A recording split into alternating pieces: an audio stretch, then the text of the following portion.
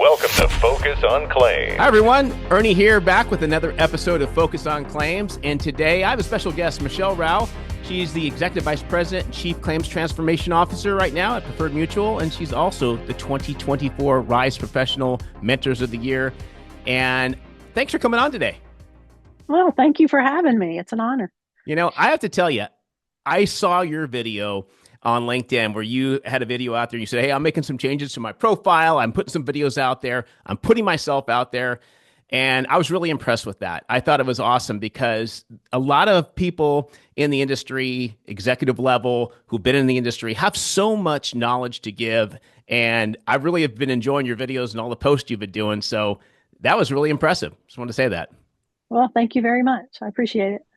So tell me a little bit about just how you got in the industry, your backstory, how you started out in insurance. Because I'll tell you, when I graduated from college, I didn't say, hey, I want to be in the insurance industry. I was like, I want to do something else. I want to play basketball. I want to go and play, in Europe. I want to do this. But then we find ourselves in the industry. So how did you do that? Just like everybody else, accidentally fell into it. I had no idea what insurance was really. I went to college and I had a finance degree with a concentration in banking. Mm-hmm. And this was the early 90s when a lot of people are too young to remember this, but the savings and loan industry was imploding. And I had unfortunately gotten a management training job at a savings and loan. Uh-huh. And we were in the office one day and the federal government came in and took them over. Oh, wow. So I looked at the girl next to me and I said, what are we going to do now? And her father just happened to be a State Farm agent. And she said, let's go down the street and apply at the claims office.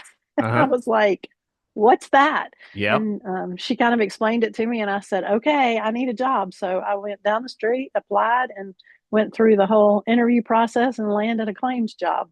Wow. I remember when I got my first job at CSAA, AAA, and I did my interview and they were like, okay, we're going to sit you down. What do you know about claims? Like, I really don't know. And I don't know if they did something similar to you. And they said, okay, so how do you handle a customer that would be upset? And, and I got out of college, I kind of tried to answer the question, but as you know, I'm sure you know now, we've handled a lot of situations dealing with customers and dealing with the customer service. Did they actually ask you, like, how would you handle these questions and things like that in the interview process? I think it was a little beneficial that I had actually been working at a bank for Mm-hmm. a little while because you have kind of, some adversarial interactions there. The things that I do remember is that they gave us like an aptitude test before we could even get an interview. It was like timed math. And I kept thinking, this is strange. And then looking back on it, I know now it was just sheerly to see if you could do the test under pressure because that's what claims is. Oh, I know. In my interview, they actually asked, it was all men. And of course, just me, this girl. And the one of the men said, little lady, tell me what you know about a car. And I just said, I know where to put the gas and I know where to put a key, but I can learn anything. And he thought that was funny, I guess. So he must have liked that answer because they gave me a job. So when you got the job, you started working. Did you start out like, well, I remember them throwing a policy at me. We went through training and said, okay, there's a policy, read it front to back. We're going to go through everything. We learned all that. And then I started out as a basic adjuster. Did you start on the auto side or where'd you start out? Yeah. And we went to 3 weeks of nothing but policy training, which looking back was the best way you could learn it. I'm not sure everybody does it that way anymore, but that's what you're selling is that contract. Yeah. So we learned that front and back. And then I got placed in auto, but I actually started handling the injury claims from the very beginning. So, and that's back in the day where we actually handled everything in a file. We looked at the car, we got the appraisal, we handled a total loss, we handled the subrogation, and then we handled the injury and all of that. And so I got to learn the whole shebang. I know what you mean. Yeah, I totally know what you mean. When I was at AAA, I felt the training was really, really good that I got. And the whole aspect of it, I worked in a district, what they call the district office, where people would come in off the street, like, well, the policyholders. Did they come into your office actually and sit down at you, or was it all phone related? Or yeah, no, nothing was phone back then. I mean, just the phone to set up an appointment.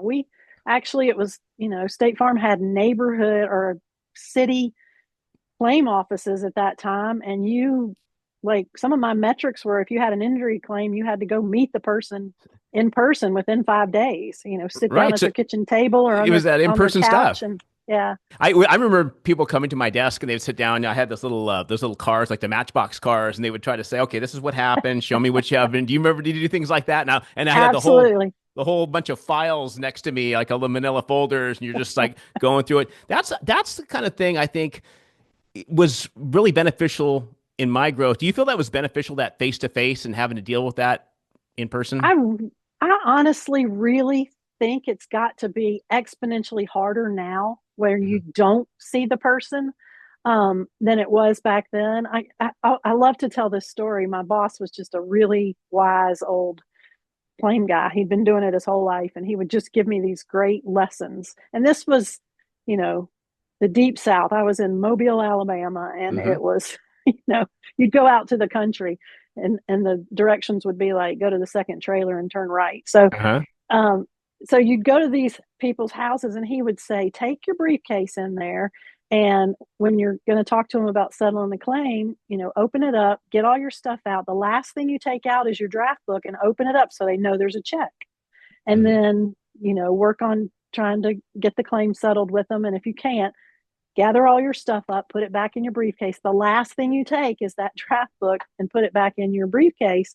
He said 9 times out of 10, they're not going to let you walk out of that door because they know there's a check in there, and Hmm. that's what they want. And the art of that negotiation now over the phone, you just lose that sense of, immediacy and Hmm. get to know people on a personal level, and you're sitting at their kitchen table like Yeah. you're a neighbor. And it was truly different back then. I think Yeah. it was a lot easier to learn empathy and those kind of things that are super important to handle in these claims than it is over the phone.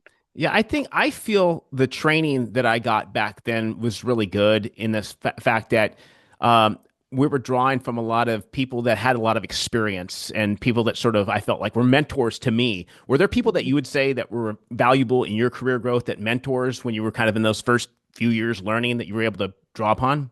Yeah, I mean, that is, like I said, they sent me to learn the policy, but no, we didn't go to school to learn how to handle the claims. Hmm. And so it was all about the lady that sat behind me who had been doing it for 30 years Yeah. and me listening to everything she said on the phone, or if I had a certain claim and I was trying to figure out what I needed to do with it. I stood up and looked over the desk at her and said, I Yeah. got this. What would you do? All those cars you said we had, we'd go to somebody's desk and say, here's how the accident happened. How do you think the fault's going to lay?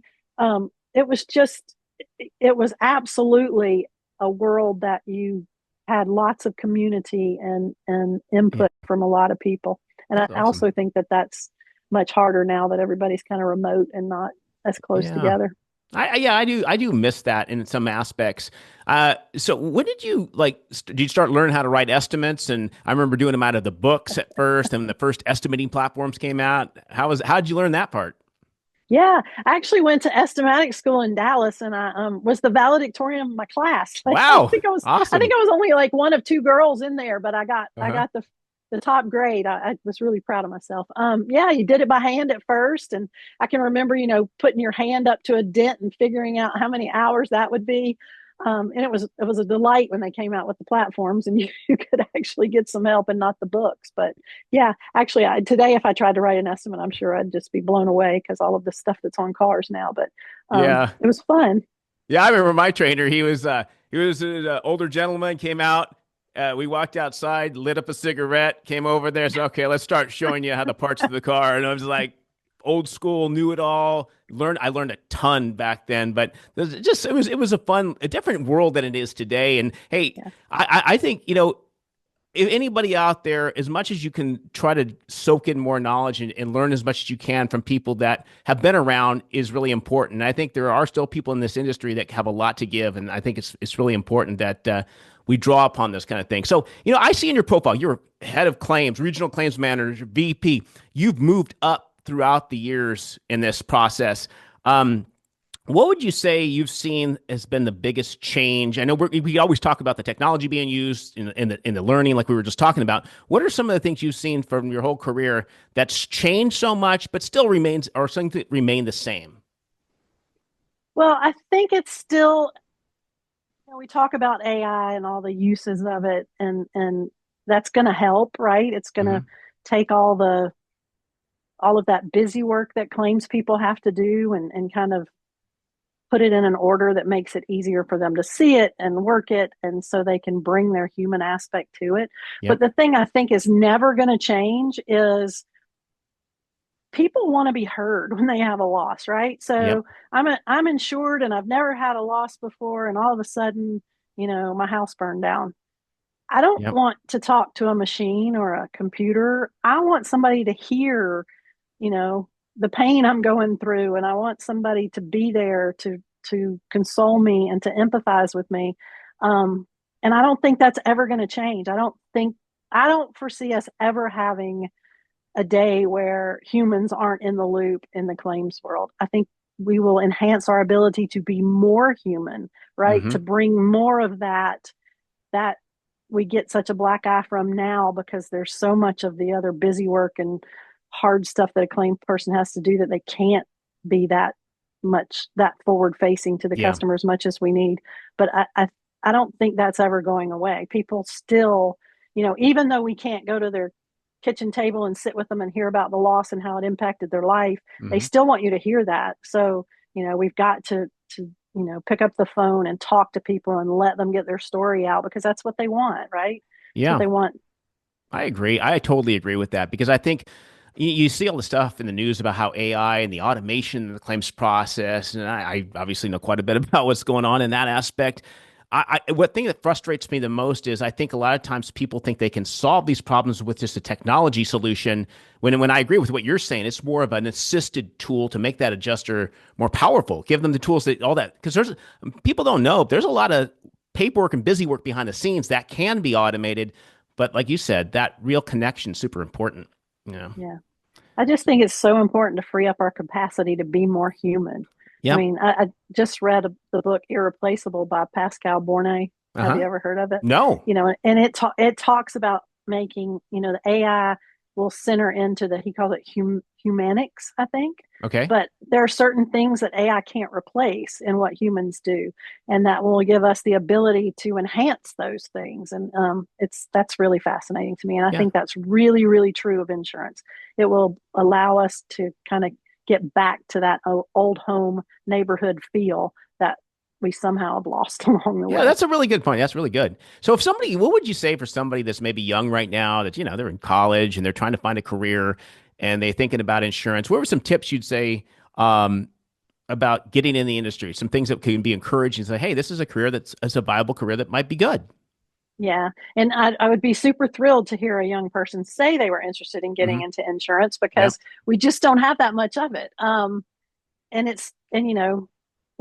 we're getting older, and that the whole thing about 50 are going to leave the industry by 2028, 2030 is scary, and we need some people to come in and replace us. So I think that one of the things you have to point out to somebody that wants to come into the industry is how many different opportunities there are in the insurance space, because Hmm. all of them are very different. Claims people are built very differently than, say, underwriting people or actuaries or data scientists or anybody else in the world. In claims, it's hard. You talked about it earlier. It's a stressful Yeah. job, and it takes the right personality. And I always try to really hire people with a lot of grit, like try to suss out whether they're a gritty personality, because that's what it's going to take to make it and love the claim space.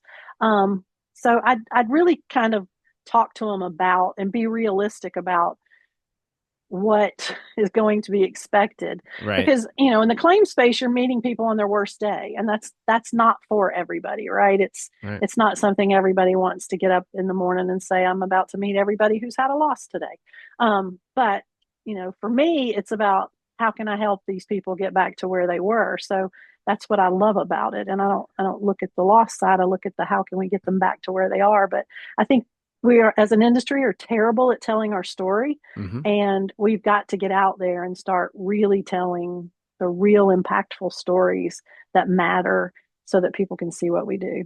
That's really a great point. Really a great point.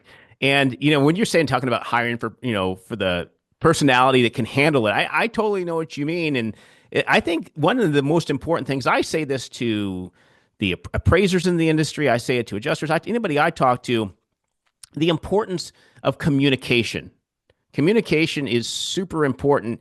And I always say, it's the moments of uncertainty that cause the most problems in a claim. When a customer, whether it's a vehicle owner, whether it's a homeowner, whether it's, a repair shop, whatever, when people don't know what's going on and there's that uncertainty, that's when you get your most complaints going on. If people communicate better, and I think communication is something that, even if you may have no experience in the industry whatsoever, if you can ask the questions, communicate, hey, I don't know the answer, I'll get the information, let me get back to you, that is can go a long way. And what do you think people can do to improve their communication skills? Advice on that for just adjusters or, people in the industry? Yeah. And honestly, it's something I think we're getting worse at as a society. I mean, the younger generation, my 14-year-old son, Hmm. he grunts at me because he's always looking at his phone or on a Yeah. video game, or there's just not a lot of interactive communication nowadays, and it's a little bit scary. But you're right. I mean,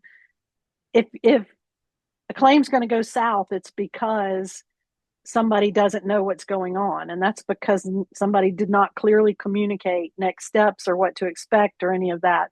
And so it's really important to in your hiring practices Hmm. try to figure out if you're getting somebody who is not afraid to have that direct communication, because and it's you get kind of, once you handle claims for a long time, it's regular routine to you, Right. and you don't realize that this is the person's very first loss ever. Most people don't have more than one or two losses in their life, um, and they don't have any idea what to expect. So the good communicator remembers that all the time and has like that sense of, I know what's going on, but I've got to fill this person in, and the more I can give them. And I think it's a like I always tell claim reps, if you just answer the phone on the first ring Hmm. and have the conversation instead of letting it go to voicemail, you'll save so much time because you don't have the back and forth and nobody's getting confused and you've gotten it out of the way. They never believe that, right? Right. Until you can convince one to just try it. And then they figure out how much time it saves on the back end. So, it's about coaching them into saying, if you answer all the questions up front and set the expectations and somebody knows what it to expect and what's coming, your claim's going to go much more smoothly on your Right. side. You're not going to have the calls all the time, the complaints all the time, because you've set the stage. And so it's about setting that. I always say the first layer of leadership in claims is the most critical, that Hmm. frontline manager, and how they can coach those individuals into believing that and knowing that that communication is so important. And I think it lies right in there, like how we Yeah. create that skill. Yeah, I almost feel like people sometimes are afraid of the phone these days. Does it seem like that to you? It's sometimes like they'd rather let it go to a voicemail or try to handle something in a text or a short message versus, like you just said, going right to the problem. Hey, they're calling right now, answer it, because you're putting off something that will end up costing you more time later on. Yeah, and I mean, I don't know if it's just because I'm from a generation where the phone rang and you answered it, and Hmm. now you don't have that. But I mean, literally, my husband will be texting me, and I'll say, I don't want to type all this. I'll call, and he won't Uh answer the phone. it huh. makes it makes me so Yeah. mad. But I think we also have to be prepared for people that we're dealing with like that. Like, we have to have the methods of communication that match the personality we're dealing with, That's because a good there's point. lots of people we're dealing with who prefer to get a text, and we have to have that availability, or they want their information in an email. They don't want to call. So I think, it's important to set the stage early on in the claim on how do you Hmm. want to be communicated with, and Yep. kind of go from that. But yeah, That's it's good. Yeah. definitely an art that's going away, I think. I know, totally. So, what do you think about education in the industry? And I know this kind of leads in as we're going to get ready to wrap up soon, but I want to talk about. I know you're a Rise Mentor of the Year. I'd like to hear a little bit about that whole program. Tell me a little bit about the program there, and then kind of I want to kind of then talk a little bit about education, how people can improve themselves. But yeah, tell me about your Rise Professional of the Year mentor. Yeah. So I am on the board, advisory board of Rise, and it was an organization started a few years ago by some really bright young individuals Hmm. who came into the insurance space and said, "Hey, how do we like network and learn things here?" Hmm. And there wasn't. They looked around, and there really wasn't anything that met their needs, and so they set up this organization, and it has really blossomed. And the absolute, diversity and quality of these young folks that are in this organization just Yeah, amaze me I saw every some of the time. events And they have. The events they had, yeah, seem pretty big. Yeah. yeah. And I don't mean to, I mean, definitely want members our age because we've got to have mentors for these mentees. And we Hmm. always have more mentees sign up every year than we have mentors available for them. But um, they say it's a very well run mentorship program. They do it Hmm. in the spring and the fall.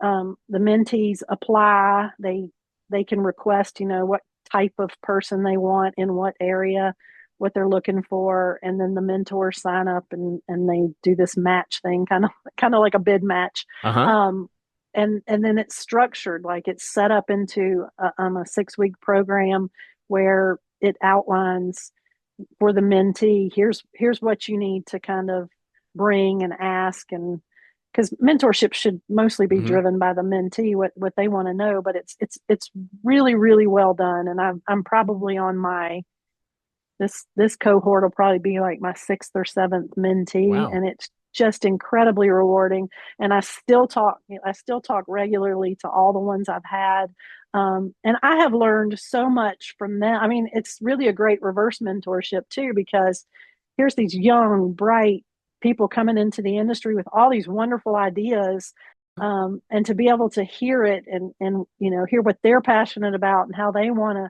make an impact in our industry is just amazing to me. And I think I encourage any of you out there listening to go and look up Rise Professionals and That's join great. and get involved because it's really, Yeah, and really a I'll great actually I'll organization. put a link at the end of the show to Rise as well, and on the actual video.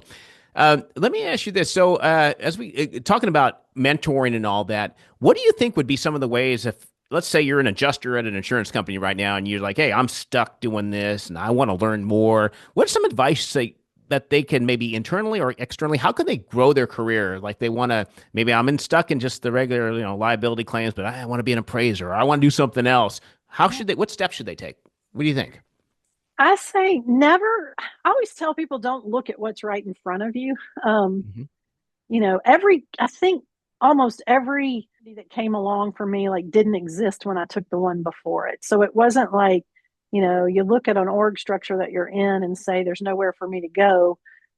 Things change, right? There's Hmm. always and a lot of times there were things that I was really good at and passionate about, and I would, take on and volunteer for or say, let me do this, that then had somebody think, wow, maybe we should create a position for her to do that. And it ended up, I've been able to kind of drive my career into my passion, saying, this is what I really like to do. Let me Uh-huh. lean into that, and maybe it will evolve into something. And that's happened for me. And also, if you feel stuck, step back and look around and say, what else? What else?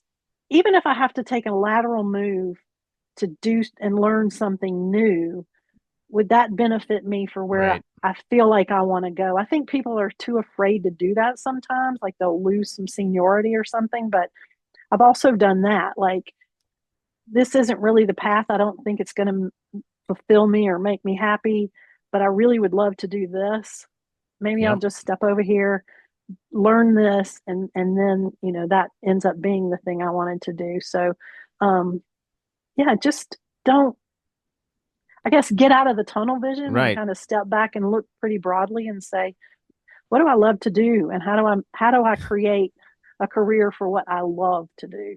Yeah, that's important. Not being afraid to speak up and ask some questions too. Like I was doing regular adjusting, and there was a woman who was actually the lot inspector in our office. And I remember asking, "Hey, how could I become an appraiser?" And she said to me, "Hey," and that's when we had the books out there. So she says, "Okay, here's the books. You can start to learn how to handwrite it." Then I introduced to the guy I was talking about before that trained me as well. But asking somebody and doing a job, like you said, that's maybe adjacent to what you're doing, that's not in your department, talking to people, not being afraid, taking those steps is super important. So, as in your position, having been in these leadership positions, as an executive in claims, what are some of the biggest challenges you go through? Because a lot of times adjusters, they're doing their siloed job. They're doing that, but they don't understand the stress or what's going on at the higher levels. What are some of the things you would say are challenges for you that maybe people don't realize that go on in a typical day? Oh, that's a loaded question. I mean, I just say all the time that my job literally, the card should just read Bulldozer Driver, because I've always felt like it was my job as a senior leader to get stuff out of the way of the folks who are really doing the work. And I honestly believe, like I said, a frontline manager, I think, is the most valuable position in our company, Mm-hmm. because they are, leading and guiding the folks who are interacting with our customers every day. And so for me, my responsibility is to look at how we're doing it and make sure that I'm giving my claims folks the tools they need to to get the best result for our customers, for our agents, for Yeah. the company. And it's one of the great things about claims is those things don't conflict, because the Right. faster you get a claim done, the cheaper it is for the Yeah. company. And so the customer's better off. They get their claim handled quickly and efficiently. The company gets it closed, and Mm-hmm. and so I look, that's, kind of my guiding light is, how do I make things more efficient for the people on the front lines who are doing the job, so that we can provide that promise that we sold in the best way possible. Yeah. And we don't end up on, a billboard telling the world that we are terrible people. Yeah, you're almost like a coach. I mean, almost like a football coach in a way. You're like Yeah. coaching. You have your defensive coordinators, your offensive coordinators. You put those people on the front lines to then deal with the select teams. You're basically a coach at a high level, really, in many ways. Yeah. I look at it that way. So as we're getting ready to wrap up here, it's been great talking to you about this. This is fun. I think it's important, like I said earlier, that there's so many people out in the industry have so much knowledge that they can give to younger people out there, and that wisdom, it just needs more people like yourself need to come out there and start speaking out and giving that knowledge. Super important. So we talked about claims, all this. As we close up here, tell me about, Michelle, in your out of the claims world. What do you enjoy doing? What's fun? What do you find doing when you're not doing claims? Oh, I've got a daughter I'm marrying off in 2 months. So I have discovered that I am a really poor wedding planner, but that's kind of been consuming all of my time lately. Wow. And then I have two big girls, and then I have a 14-year-old son, and he is plays baseball and football, and we're huge baseball fans in my Uh-huh. family. We are Cubs through and through, and so we do lots of Cubs baseball in the spring and summer. And That's my husband awesome. watches all 162 games, so we go to Wrigley and we do all that, and traveling and that kind of stuff. But yeah, the That's the awesome. the kid keeps me busy most of the time when I'm any free time that I have. I can imagine totally. I have two boys, and yeah, they're busy, busy. So, Yeah. well, thanks again for coming on. And at the bottom of this video, I will put your contact information on LinkedIn. And I suggest, if you're in the industry, you're a claims adjuster out there, listen to Michelle's posts that she puts on her page. Great information, fun stuff, and always great to talk to another mentor in the industry like that. So, thanks so much for coming on, Michelle. Appreciate it. Yeah, awesome. Thank you so much. This was great. You got it. This has been Focus on Claims with Ernie Bray, President and CEO of ACD.